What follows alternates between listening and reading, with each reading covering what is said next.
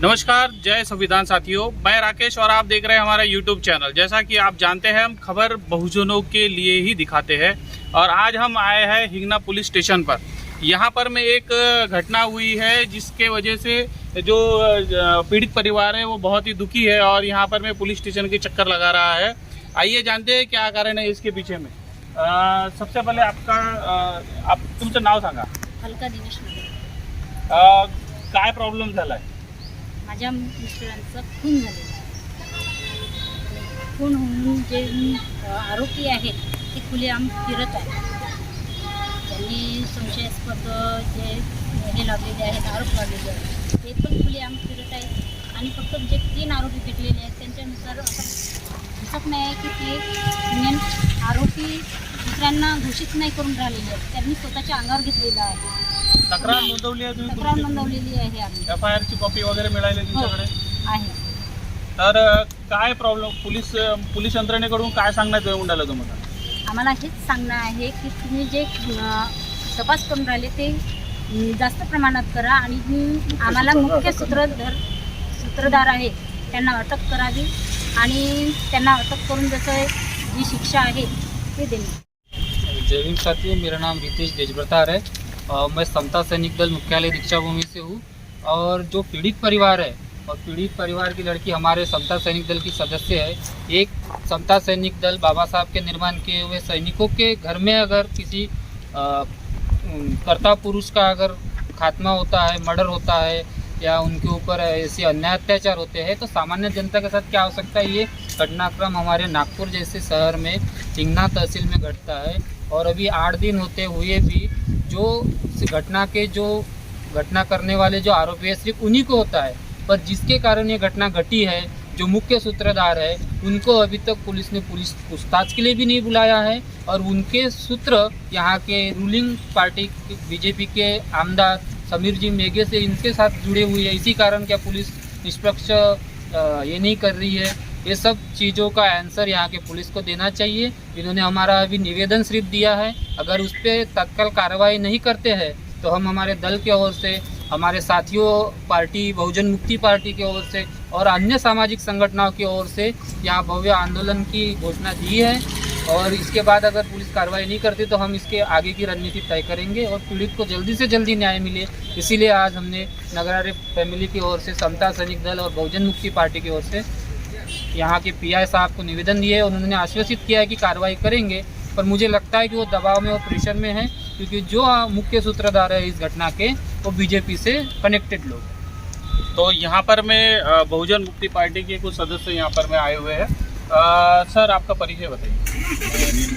बहुजन मुक्ति पार्टी शहर मार्केट। क्या कहना है सर आपका कि एक दलित परिवार में मौत हो जाती है और उसका पुलिस सही तरीके से तफ्तीश नहीं कर पाती, क्या कारण हो सकता है? कुछ कमियाँ खामियाँ पुलिस के द्वारा की जा रही है। एक्चुअली बात ऐसी है कि ये जो पीड़ित परिवार है, जो ऑटो चालक है जिसकी हत्या हुई है, वो दिनेश नगर ऐसे नाम है। हाँ, तो वो अपना काम ईमानदारी से किया करते थे। रोज़ अपने ऑटो को लेकर जाते थे अपने भाई के घर में, वहाँ से अपना ऑटो उठाकर वो धंधा पानी करते थे। किसी के साथ में उनका लड़ाई झगड़ा भी कोई होता नहीं और 15-20 सालों से अपना वो ऑटो वगैरह बेहतरीन तरीके से चलाया करते थे। लेकिन अचानक ही ये शिवतकर परिवार है, उन लोगों ने मारने का प्लान बनाया और उस प्लान के तहत रात के 13 तारीख को 13 जून 2024 को रात के 8:30 साढ़े 7 के दरमियान उनका खून किया गया। और जैसा कि आपने बताया उनका खून हुआ है, तो उसके पीछे भी क्या कारण हो सकता है? जैसे पुलिस वालों ने हमें बताया कि वो उनकी जो मिसेस है शिवतकर, पाड़ू शिवतकर, उनकी जो मिसेस है और ये जो ऑटो चालक है दिनेश नगरारे, इनके बीच में अनैतिक संबंध थे, ऐसा उनका शक था। और उस शक को आधार बनाकर उन्होंने उनकी हत्या की, ऐसा उन्होंने बताया। परंतु ये तहकीकात करने के बाद में मालूम पड़ता है कि ऐसी कोई बात नहीं है। इनका चरित्र के ऊपर में संदेह करना बिल्कुल निराधार है, बेबुनियाद है। वो अपना काम ईमानदारी से किया करते थे, किसी के साथ में इस तरह का उनका व्यवहार नहीं था। इसके अलावा और भी कुछ दूसरा कारण हो सकता है, उस कारण की तरफ में उन्होंने ध्यान देना चाहिए, तहकीकात करना चाहिए। ये काम पुलिस वालों का है। जिसकी तरफ हम लोगों ने मांग भी की कि आप सही जो कारण है उसकी खोजबीन करें और बताएं। दूसरी बात यह है कि जो ये पीड़ित परिवार या जो दिनेश नगरकर जिनकी हत्या हुई है, ये शेड्यूल कास्ट समुदाय से आते हैं और जो जिन्होंने हत्या की वो अदर नॉन शेड्यूल कास्ट है, नॉन शेड्यूल ट्राइब है। तो एट्रोसिटी एक्ट के तहत भी उनके मतलब इस केस के अंदर में उनके खिलाफ में कार्रवाई होनी चाहिए, ऐसी हमने आज मांग भी की है कि दोनों तरीके से देखा जाए। और हमने आज पुलिस वालों मतलब वो जो PI गोडबोले साहब इनसे बोले हैं कि अगर आप सही तरीके से कार्य करते हैं और सही मतलब कार्रवाई करते हैं तो हम लोग आपका धन्यवाद भी करेंगे, अगर नहीं करते तो हम पुलिस के खिलाफ में तीव्र आंदोलन करेंगे, ऐसे हमने उनको ताकीद दी। धन्यवाद। तो साथियों, आपने देखा कि जो दलित फैक्टर है पूरे यहाँ पर में एक बच्ची भी हमारे साथ में है। आपका परिचय? मैं पलक दिनेश नगराडे, समता सैनिक दल मुख्यालय दीक्षाभूमि। क्या कहना है आपका? आंसू है और ठीक है, जैसा कि आपने देखा बच्ची की आंख में आंसू है और ये आंसू पूरे देश के जो दलित बच्चे हैं उनके कहीं ना कहीं थमते हुए नज़र नहीं आ रहे।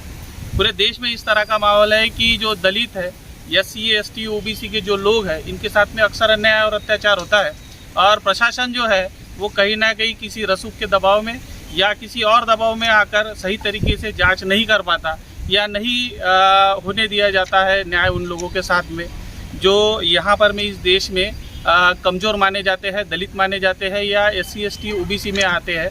तो ये भी देखना बड़ा दिलचस्प होगा कि ये जो मामला यहाँ पर में एक व्यक्ति की मौत का है वो कहाँ तक जाता है, क्या उन्हें पुलिस न्याय दिला पाती है या फिर जो सामाजिक संगठनाएं लोगों के लिए काम करती है जैसे कि बहुजन मुक्ति पार्टी आज इनके साथ में रास्ते पर उतरने के लिए तैयार है। कि इसका क्या असर होगा ये आने वाला समय बताएगा। हम आपको पल पल की खबर देते रहेंगे। मैं राकेश, कैमरामैन सनी के साथ, नागपुर। धन्यवाद।